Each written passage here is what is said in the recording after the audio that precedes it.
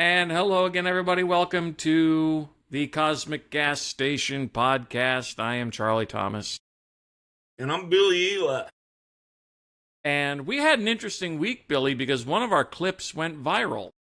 Oh, how fun is that? Which one was it?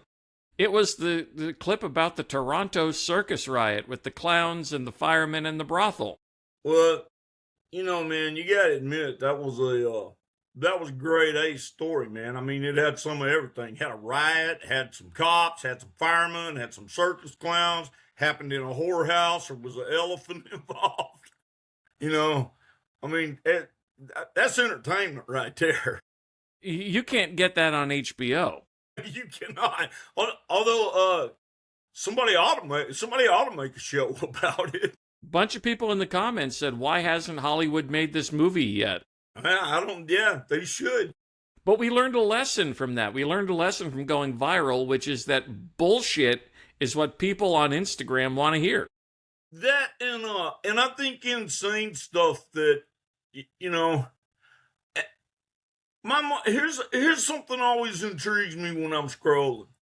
If it's something weird like the clown riot or like our topic today, which is where you're like, man, there's no way that can be real. But in your heart of hearts, you absolutely know it's real. You know that happened. Well, let's just get right into it with there's no way this can be real. There's no way this can be real. You found this story, so I'll let you talk about it more than me. Well, yeah, and this is I mean, cosplay is a big deal now, and not just it used to just be the Ren Fair, with the what LARP, live action role play, and you develop a character and you do the costumes and all that, and they have various ones. I mean, you can make a case that that's what Civil War reenactment is. It's cosplay and LARPing but I got somebody sent me this that article that I forwarded to you, and well, let's tell people what it is. Yeah, no, I was getting to that. Okay.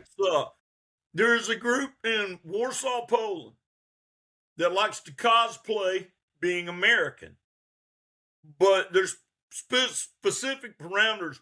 They like to role play Americans from Ohio that live in trailer parks. And when I read the article, the guy was like, "Oh yes, we like to role play typical American culture."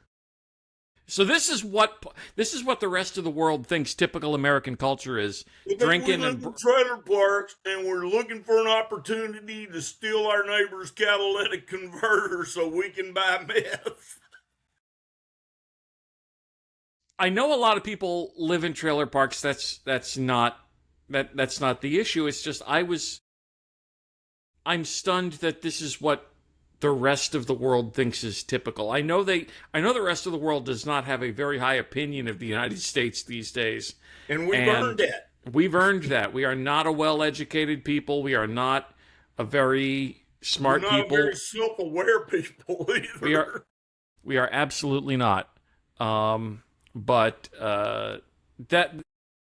that was not, and I was not raised with money. My dad was a handyman. I grew up in apartment complexes, but I grew up in the Northeast, where lower middle class Northeast culture is your dad works at a factory, which right. mine did for a number of years before becoming a handyman for an apartment manager, and then ultimately managing the complex himself because he was really good at keeping that place running. But yeah, it's just hilarious to me that they think a typical Friday night is people drinking and brawling and getting into trouble at a trailer park, and they have people cosplaying the American cops using police brutality to break things up. All right, to break them.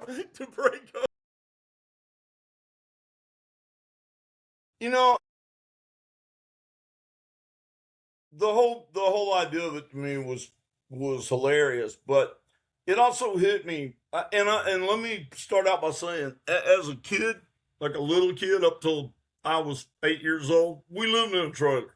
Uh, that wasn't exactly lack of money. My old man pipelined, and we bumped up and down the road and moved every 3 or 4 months. And before I started school, they just had a trailer, and we drug it and behind his truck, and we lived wherever he was working. And so I've stayed in some of the finest trailer parks in the South. Some of the real upscale ones that had an on-site washateria. But I've been in a trailer park in Ohio, so I'm not speaking from experience here. I have been in some of the trailer communities around Palm Springs. Believe it or not, man, those are pretty decent neighborhoods. Oh yeah, absolutely. But I'm guessing that what they're imagining the American culture one is the kind that, and they're placing this strictly in Ohio. So I'm gonna guess it's Southern Ohio, man, down there. Yeah, down there on the Kentucky border. Right along the Ohio River. Yeah, right. I can see that. Right, down around Zanesville and places like that. And where half the cars are up on blocks, and it's at least one out of every 10 trailers is actually an active meth lab. It's funny. One of the things I do when I'm bored is I scroll Facebook Marketplace for bizarre things, and occasionally you find some things that I can only describe as redneck engineering. Which like, for example, a guy put a lazy boy. He put a lazy boy on a 4-wheeled ATV. Of course he did. And he's trying to sell it for $5,000, which more power to you if you get it. But yeah, here's the thing: nobody that would want that or think that was cool has $5,000. That's Exactly. like dropping a V6 in a rowboat, man. No, I know people that can do that. Nobody ever should do that. But my point is, there's this class of people in this country who do stuff like that, and they're it's kind of lowbrow, and that's okay. It's kind of lowbrow. They don't get too philosophically complex. They don't do a whole lot of self-reflection. And this is what people in Europe think of U.S. culture, and I just wonder, is that really all we are? Well, that's all we seem to be. But I mean, look at the pop culture shit that we export, man, and a lot of it is reality TV, and it's, especially if you watch, like, what was it, Cops or Top Badge or any, I don't watch reality TV, but or really any TV, but if you got your information and what you thought America was based on the television shows we export, specifically the reality shows, yeah, that's what you would think American culture is, man. Jack in the Box and trailer parks. Don't diss Jack in the Box.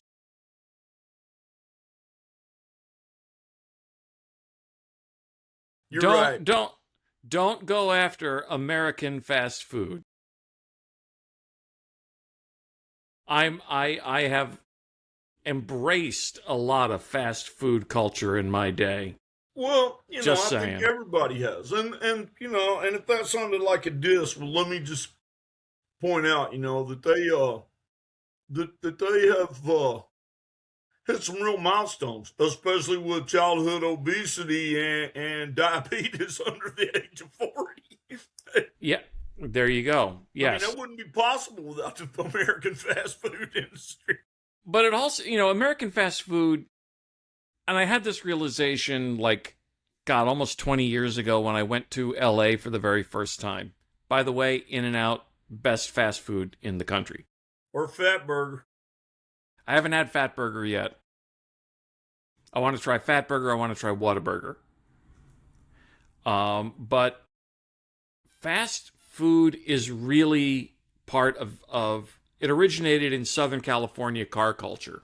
Right. And we don't sit to eat. If we are sitting to eat in the United States, we're probably doing it in front of the TV. We don't sit to eat. We don't go sitting in your car. Or you're sitting in your car. I'm going to be eating breakfast in my car tomorrow. I got a long drive for work. Europeans, they linger over their food, and they don't really do much fast food. It's just a very different way to be because they have a very slow in the sense of like actually taking time, slower culture over there. We are always on the move, we are always on the go, and we don't reflect too much on what it is we're doing or eating. I also think that part of that is based on the very American ideal that more is better. Oh yeah.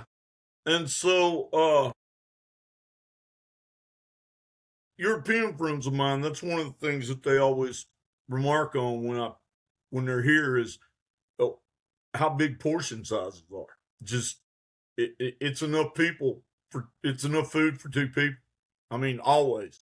You go to Cheesecake Factory, the average entree is 2,500 calories. Right. Right. But then again, they also don't have doggy bag culture over in the rest of the world, over in Europe, especially. Right. I don't know about the rest of the world, but in Europe, they don't really have doggy bag culture. You are fed a reasonable portion and you mostly finish it. Right. The if idea you of think getting, about it, I mean, optimally, that seems like that would be optimum, right, but in the U.S., we have double, triple portions, and we all leave with leftovers. Right. And also in the U.S., we oversalt and oversugar everything. Yes, but that's because we are also averse to seasoning anything with anything other than salt and sugar. Than salt, right. Right. And I sent you a clip.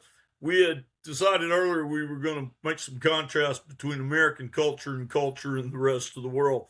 And I sent you a clip a couple days ago, and I don't even remember exactly what it was. It was about somebody that was talking about he'd been to Europe and he was complaining about the bidets in the hotel, and the guy that was the guy that was stitching his video goes, yeah, because Americans are horribly afraid of having a clean asshole.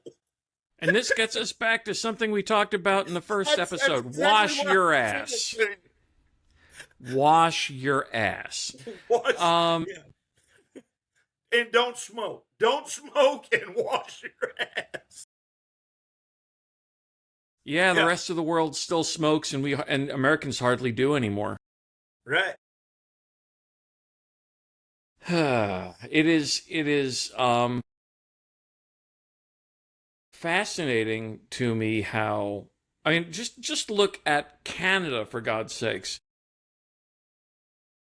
Trump says they're going to be the 51st state, but every time every time I've been in Canada, in English-speaking Canada, no less, I've always intuitively known I was in a different country. And the way I figured that out and really experienced that, I was in Toronto for a weekend like 25 years ago, and I love donuts, and I wanted to go to Tim Hortons. So I went to Tim Hortons, and I got a donut, and I asked for a medium coffee. Medium was 8 ounces. A Yeah, medium here is 16. right. Well, that's the thing I just said, man. American culture values more. They don't even care if they like it. I don't like it. Give me, but I want a bigger portion. That's how Golden Corral stays in business. It's bad It's the food. only way they stay in business. It's bad food and an endless amount of it. Right. And yeah, so but you started this out by saying, Trump says Canada is going to be the 51st state. We can do several hours on things Trump has said that are absolutely bullshit. I'm sure we will, but I mentioned that because there's this sense down in Canada, down in the United States, that Canada is basically U.S. adjacent. And it's really not. They have their own ways of doing things. Well, and we've wandered off point a little, but I'm going to speak to what you just said there about our sense of Canada. That's you and me and people like you and me, and but the I don't know if the audience knows. I'm originally from Southeast Texas, way over behind the pine curtain, up against the Great Piney Woods National Forest. And there are people there that literally their idea of Canada are Dudley Do-Right cartoons. They think everybody dresses like a Royal Canadian Mountie. That you're either a Mountie or you're a lumberjack, and the only thing you eat is maple syrup. Maybe some beaver. And that brings us back into into the realm of what is American culture, what are American attitudes. That attitude of knowing only what we know about another country through TV is pervasive. I once overheard someone say, and this is a direct quote, I'll never forget it, "I don't have to go to France. I've been to the one at Disney World." Right. And this kind of brings us full circle. I'm not sure if Europe's picking up that trend, but that's kind of what these cosplayers in Warsaw. I mean, their idea of American culture is a trailer park in Ohio. Now, to give them their due, they're at least 50% correct. That's what is fascinating to me about this, is that they're not wrong. They're not. There is a large amount of American culture that it can be described by Friday night in a trailer park in Ohio. Right, with police brutality and a meth lab. Stolen catalytic converters. But yeah. So did you watch Mets yesterday? I did not. I was out at a friend's party. Guy turned 50, so I was doing that. They won, but that may have been day before yesterday. They're on another winning streak, and they're giving me false hope. Yeah, I'm not buying it this time. No, I'm not. Yeah, I'm skipping the false hope this time. They're going to tank again.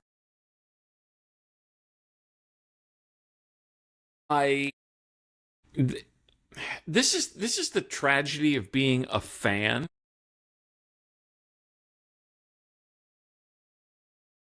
And that is this.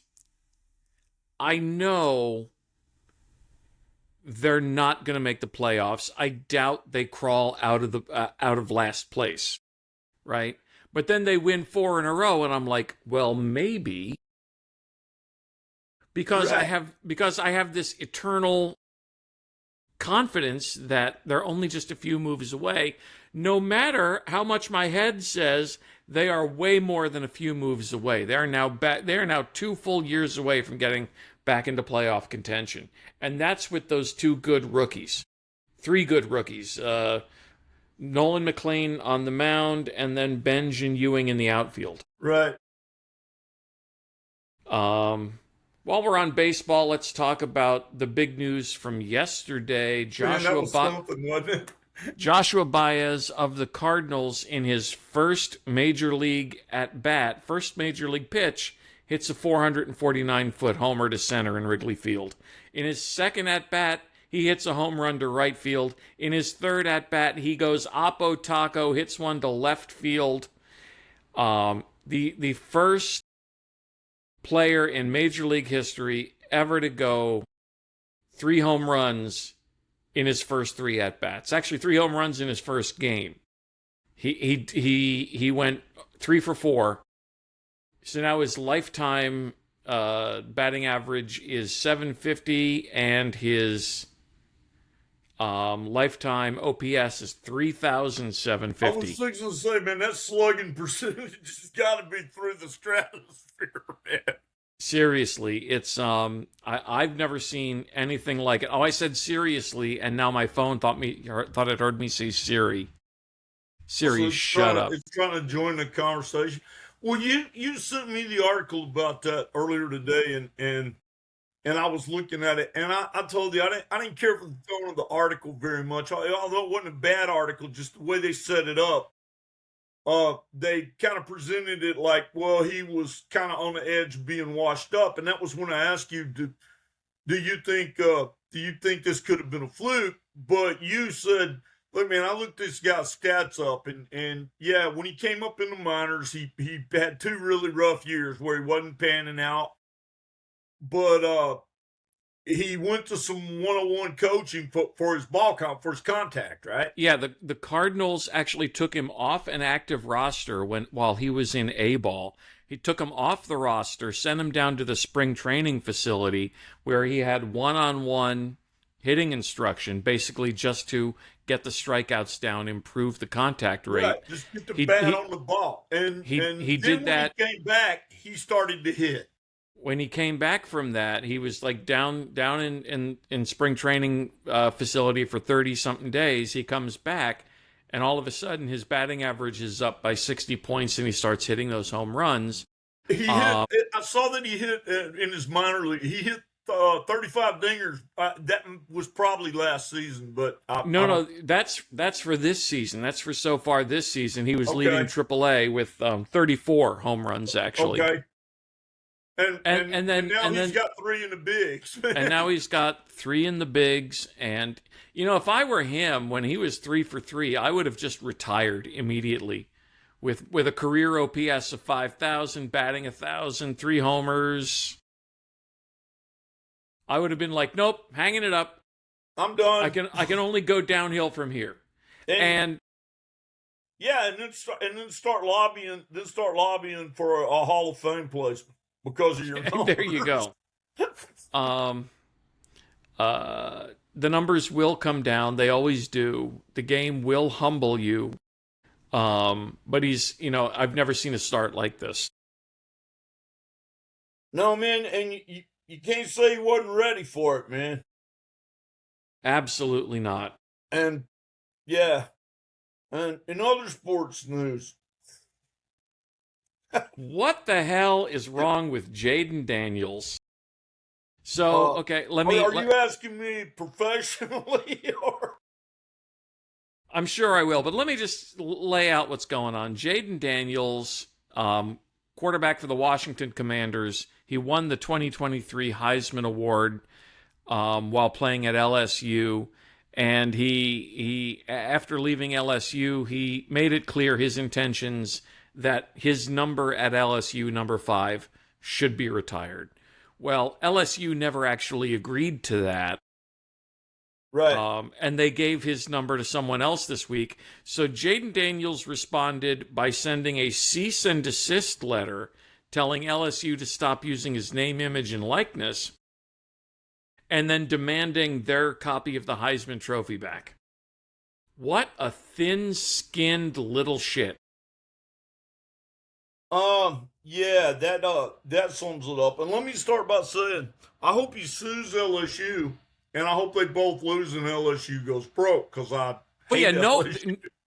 No one is pro LSU in this scenario. I don't think you are either. But I mean, I'm hoping best case scenario they sue each other into oblivion, and 3 or 4 law firms get really even more wealth. I'm always okay with that. Right. But and he got paid for his image and likeness and whatever the N stands for. Use of his name. Yeah, name, image, and likeness. Yeah, he got paid for that, correct? I'm sure he did. Yeah, and so there's that. The jersey is the property of LSU, correct? Correct. The number is the property of, and how it correlates to the jersey is the property of the LSU athletic program. Correct. Okay. Yeah, I don't know. I don't see where he has an argument other than just, I'm big mad. That's basically all it boils down to is I'm big mad. But that's not the only Jayden Daniels news I learned. His mother has LSU. No. His mother has come out with a stern warning against women trying to date him, that she will protect her son from ever getting married and being taken by a gold digger. Quote, for now, I'm his wife. Which is gross, by the way. Oh, yeah, because that's not fucking creepy at all. Boy, talk about taking boy mom culture to the extreme. Exactly. And it just reinforces how protected and coddled these guys were as kids, that mom still feels empowered to do this now that he's a grown-ass man and a multimillionaire. Right. Well, and, and it's possible mom has his best interest at heart. It's also possible that mom just knows how to fucking count and understands that however many millions he got, that's not really all that much. People richer than him have blown it fast.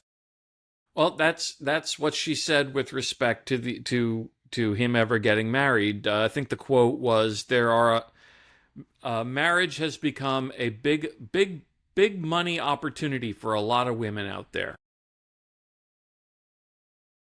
Right. Which like it wasn't that way in the past.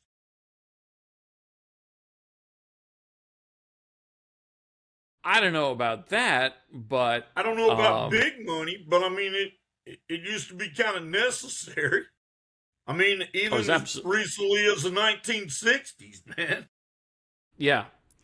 And I'm not saying that gold diggers don't exist. I am saying he should be allowed to make his own decisions, because, well, maybe he shouldn't, because that thing with LSU is really stupid. It is. And he's getting trolled for it. The Mets beat I didn't read any of the comments. What's the consensus from the internet? The Mets tweeted, they beat the Nationals 4-1 on Friday, and they tweeted, stopping at 4 runs out of respect for Jayden Daniels. NASCAR tweeted that the number 5 car is retired out of respect for Jayden Daniels.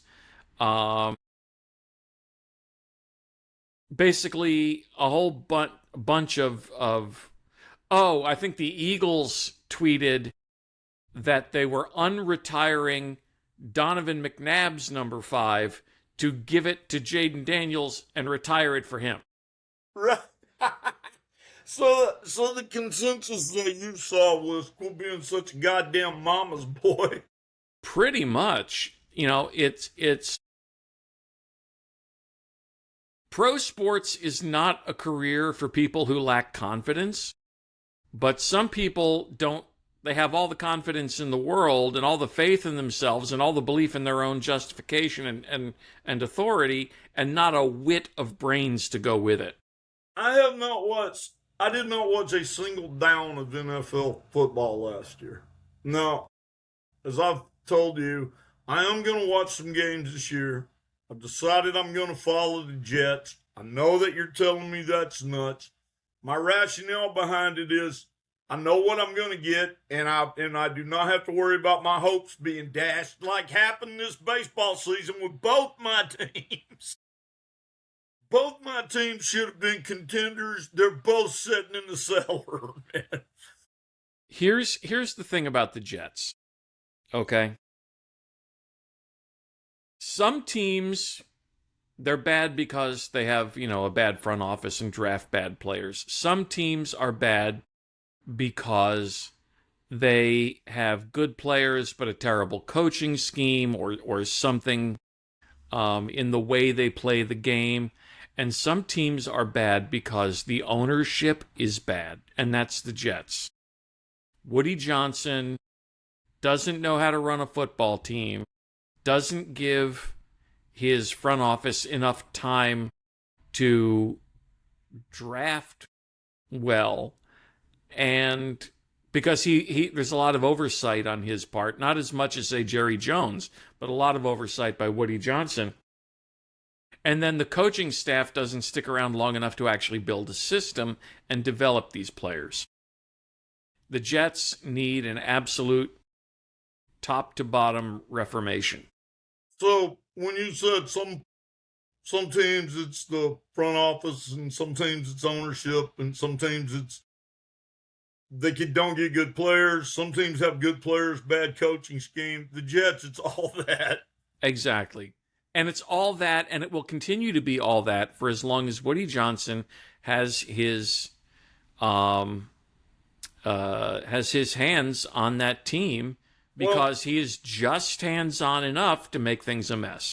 Well, we covered some of this in last week's episode with teams like the Raiders and the Cowboys, so we don't have to rehash that. But I am going to say, with regard to me going to follow the Jets this year, there's no way I'll be disappointed. They're going to win 5 games? If that. Right. And if they don't win 5 and they don't win but 1, who cares? I will say this. Vegas has them picked to finish 3rd, not 4th, which would be an improvement. But I believe the Jets can mess that up. And if I'm following the team this year, I'm going to take that as a win. Lucky for you, using the same theory of, I can only be pleasantly surprised by following a bad team. You almost went with the Browns, and I just don't see them getting out of their own way at all this year, with 2 quarterbacks who, Deshaun Watson is for one thing, he's an absolute sex pest, but for 2, he's he's multiple sexual assaults that he paid off. This is well documented. So Deshaun Watson and Shedeur Sanders, who one is past his prime and the other is never going to achieve his prime. Right. The one's never going to happen. Right. Shedeur is a perfectly fine number 3 quarterback. Well, let me tell you a little about why I picked the Jets. I have no connection to that team at all. Never been a fan. Never really watched them. In years when they were good, I would watch their highlights. I remember the old sack exchange with Mark Gastineau, Gecko, and Joe Klecko. Klecko, and yeah. And the guy that nobody likes, Mark Gastineau. Him. Yeah. And, I've seen their highlights. The most recent thing I know about them is they let Aaron Rodgers go. And now he needed to be let go. He needs to retire. He needed to retire several seasons ago. But, again, if the Jets, they let him go, all right, that got him 1 point for me. I have no history with them and have never had any. See, the Browns, my first ex-wife was from the Cleveland area. She was a Browns fan, as was everybody in her family. And that was in the late 80s when they were actually good with Bernie Kosar. Bernie Kosar and Keith. Damn, I'm blanking on his name. That's been 40 years, man. Oh, the tight end, Keith. Yeah, I can't remember. that was when they had all them heartbreaking losses in the uh in the AFC Championship game. The fumble, and then Elway drove the field, and Denver went to the Super Bowl and got humiliated. But I'm trying to remember who their coach was. Bud Carson, I think. But so I have a little bit of history with them, and so I decided this year I was going to pick a team that I've never watched, don't know anything about, have never known anything about them, and I'm going to follow them, and that's the Jets. And that's a perfectly fine reason to It's like in the anti-bandwagon effect. Did I ever tell you how I picked my English Premier League soccer team? I prefer to say football, but I'll say soccer. But no, it's football. Ball spelled BOL, right? That's in Spain. Oh, no. who's your team? Tottenham Hotspur. Oh, mine too. But I don't know anything about them either, except I like their name. And here's the thing. When the Premier League first came to American TV in like 2007 or so, I can't remember when NBC got that deal. It goes back a ways. I'm like, I'll finally get to watch English football. I need to pick a team, but I didn't want to pick Manchester United because they were the only team I actually had heard of, and they were huge at the time, and they were very successful at the time. Too bandwagony. And it would have been like coming to deciding to be a Yankees fan, right? Right. It's easy to back a team that are always on top. Right. Or the Patriots 10 years ago. So I looked at all the other clubs, and I came upon Tottenham Hotspur, and I'm like, okay, that is my team. Why? Because the name is cool, and I have absolutely no connection to them whatsoever, but I think the name is cool. I don't know what a Hotspur is. They're named after historical figure Harry Hotspur. Right, but that was Henry Percy was who that really that was. Yes. Who was killed by Prince Hal, who became Henry V. Now I need to watch some Shakespeare. Or something, yeah. Yeah. I now know what a Hotspur is, but I didn't know at the time. I just thought it sounded really cool. What I didn't know and would eventually learn is that they were the perfect team for me. Because Tottenham Hotspur are always just good enough to be really frustrating. Yep. They can't get over the top. They're always stuck, from 5 to 10, and have been for years. They're not getting relegated. They almost did last year. They're not getting relegated. They have big money, big fans, but they can't quite get over the hump, and they're frustrating. And I'm like, as a Mets fan, I can relate to this. Right. Yeah. No, you like the same kind of misery over and over. Yes, because I am Catholic, or was raised Catholic, and must suffer. Most people like the same kind of misery over and over, man. I mean, there's a reason that there's old cliches like the devil because, well, you know it. Oh, yeah, absolutely. It's manageable misery. New pain hurts. The same old pain is just the nagging ache in my back. I wonder if that's why I have an aversion to like delving in too deep to like new musical artists. I stick with the stuff I already know, even if they're way past their prime, and I know that their best work is behind them. Because when somebody's like, "Hey, here's 3 new bands. You should check them out. And they got this and this and this. And I'll listen to a little bit of it. And I'll go, yeah, man, that's pretty solid. But I hardly ever pursue it very much because I'm expecting that drop to just be brutal. I try to stay on top of new music within the genres I know I like. I'm not gonna go out and listen to every new K-pop major. band? I'm not gonna listen to K-pop. I know I like one Olivia Rodrigo song, but I can't name it, and I don't know any others. I'm not gonna listen to, Sabrina Carpenter, Chapel Roan. I'm not gonna. That's not written for me. It's not directed at me. It doesn't speak to me when I've heard it. And that's okay. We don't have to like everything. I'm not dissing people who do like it. Right. We've had this discussion about Taylor Swift.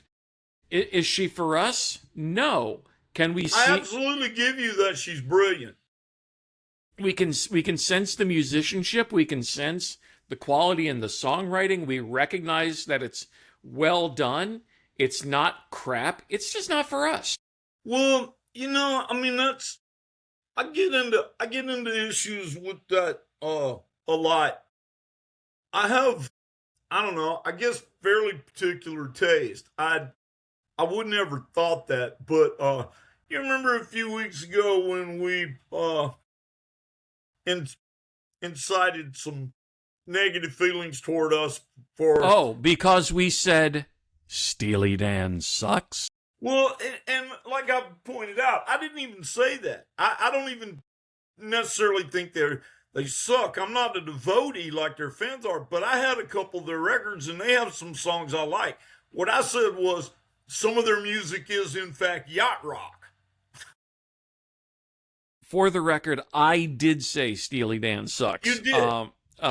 But let me tell you some arguments I've had that went almost to the point of fist fights with people that I know. And I never said a single bad thing about these artists. It doesn't speak to me. And I'm fixing to probably incur your wrath. One of them is Tom Waits. I will give you, he is brilliant. He is a great composer. He is a great writer. The stuff is, he fucking puts it together. He delivers it. He's an amazingly brilliant artist. I'm not a fan. I don't listen to it. Doesn't speak to me. And I have had goddamn people want to fist fight me because of what I just said. Another one, and I'm probably fixing to incur some more of your wrath, Jason Isbell. And I will give you, he is a talented man. And he is a gifted songwriter and a great musician. And everything about him is just awesome. And I should love that stuff. And I do not. I don't hate it, but it doesn't, it leaves me cold. It makes less of an impact on me than a good toothpaste commercial. Wow. Okay. I don't know how to follow that up, but no, you're absolutely right. I'm not ripping those artists. I'm giving them. They are brilliant, great artists. I just don't. It's not for me. It is absolutely a matter of personal taste, and personal taste is just different for everybody. I said I was at a thing for my friend's birthday yesterday earlier. We had that discussion offline. So I went to my friend's birthday yesterday, and it was... Hey, Charlie, what'd you do yesterday? I went to my friend's birthday, and we went to a Thai restaurant. I learned Thai just isn't for me. I know people love it. I love it. Yeah, I don't want to fight you because you don't like. I don't feel compelled to talk you into liking it. That is something I struggle to understand. The belief that if you and I have different tastes, you must inherently be critical of my taste. Right. And because I don't get like that. Right? I know that the things I like are not for everybody. And I don't expect everyone to like it. You use Tom Waits as an example. I love Tom Waits. I can only listen to him for about an hour at a time. He's got a couple of songs that I do in fact like, but I can't count myself as a Tom Waits fan, and I have had long, intense conversations with people who just cannot accept that. Be, be, be,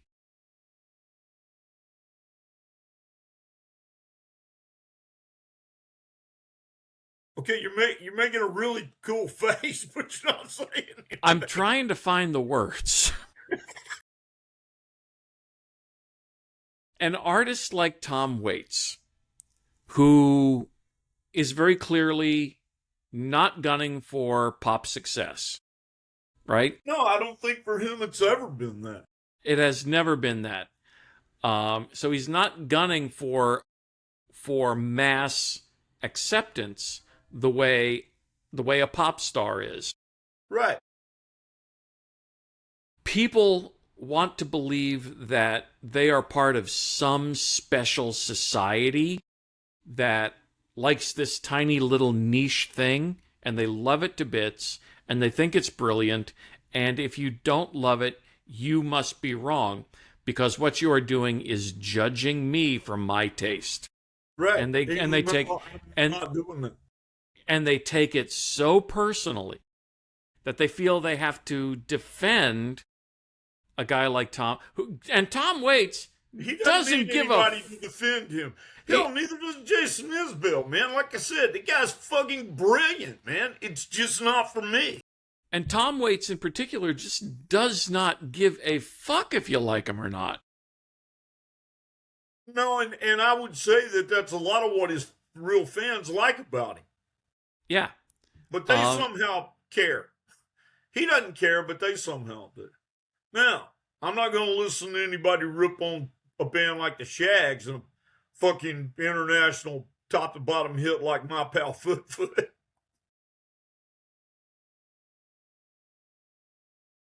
That came from out of nowhere. How can you not like My Pal Foot Foot? It's about her pal Foot Foot. Do you know the story of the Shags? It's actually kind of. I do, but you should share it with the audience that don't know. And let me just say, man, I do not think they're a good band. I do not think that is a good song. I do not think that they could play or record or write or sing or do anything. Let me follow that up by going, man, I'm glad that there's people out there that still do that. Yeah, there needs to be that kind of art out there in the world. Not that everyone needs to listen to it. Stuff. Now, they didn't know they were doing that. So the Shags were a trio of sisters from the 60s or 70s. Yeah. And their father decided one day, you girls are all going to be big-time rock stars. A psychic had told him that. A psychic told him that? Yeah, he'd gone to a psychic that had said he was going to put together a band with his family members and manage it, and they were going to be bigger than the Beatles. So Dad does what any... Dad does what any dad in an Ohio trailer park would do. Even though I think they were in Maine, but yeah. He buys 2 guitars and a set of drums from the Sears catalog, you know, the Silvertones or Tiescos or whatever, and gives them to his daughters and tells them to write and play music without ever teaching them how to play. So that song he made them rehearse like 4 or 5 hours a day, and they never got any better because they never had any instruction. They never had any instruction. They never even learned how to tune. They didn't. So My Pal Foot Foot is...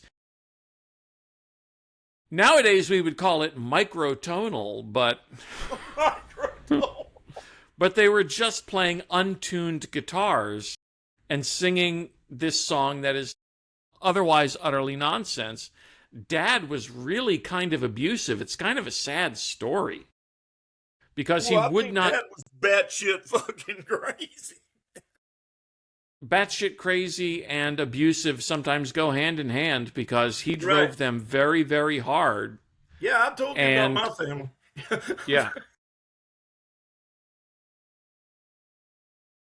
um, I will post a link to my pal Foot online somewhere. Well, and they recorded that album, and I mean, it didn't do anything because it was horrible. And then, like 40 years later, it became this weird underground cult hit because some musicians that were kids and thought it was funny, or maybe even found some real value in it. I don't know. I mean, I think you could find some musical value in there if you were willing to poke around in there long enough. I wasn't, but they I, I think Kurt Cobain listed it as, an album that he liked when he was a kid. You could see that influence in punk to some degree, where it's like, man, they don't care if they're in tune or can play. They're doing a pure emotional performance. Yeah, okay, I'll buy that. I'm not gonna it's buy that it's good. it's outsider art, right? Right, But it's out. Like Daniel Johnston was outsider art, but right. Daniel Johnston sounds like frickin' Steely Dan compared to no, Daniel Johnson is Was he the guy that was selling his cassettes at the McDonald's where he worked? in Austin, yeah. Yeah. And Um another guy that was batshit crazy. he definitely had some unfortunate mental health problems. But outsider art has a certain, and one of the songs I love to play is a Daniel Johnston song. Outsider art has a certain raw emotional feel to it, and that came through in his music in a way that a lot of more polished stuff doesn't, because it's formulaic. It's